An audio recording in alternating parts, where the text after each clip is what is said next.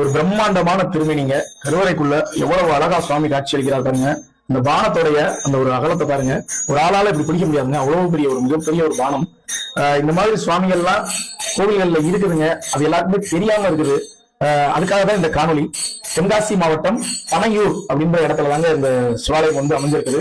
சொக்கநாதர் சிவாலயம். சொக்கநாதர் வந்து இங்க எவ்வளவு ஒரு பெரிய திருமேனி கருவறைக்குள்ள இருக்காரு. நான் கடந்த வாரம் இந்த கோவிலுக்கு வந்திருந்தேன்.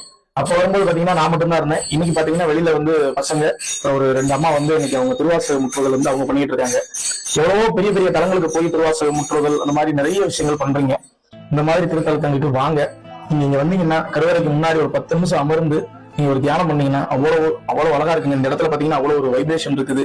இந்த மாதிரி கோவில்களுக்கு நீங்க வந்து உதவி பண்ணுங்க. ஒரு மாலை வாங்கி கொடுங்க, ஒரு வஸ்திரம் வாங்கி கொடுங்க, ஒரு பூஜை சாமான் வாங்கி கொடுங்க. அதுதாங்க ஒரு அழகு. அதாவது பனையூர் அப்படின்னா எங்க இருக்குன்னு நீங்க கேட்கலாங்க. ஒண்ணும் இல்ல, இங்க கைவளமுண்டநல்லூர் நீங்க வருவீங்க. இங்க இருக்கக்கூடிய பால்வண்ணநாதர் திருக்கோவில், அது ஒரு பிரசித்தி பெற்ற ஒரு திருத்தலம்.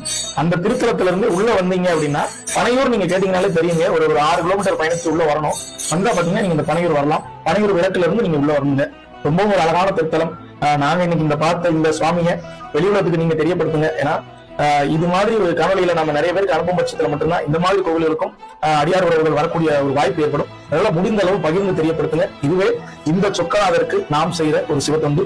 சிவாய நம. திருச்சிற்றம்பலம்.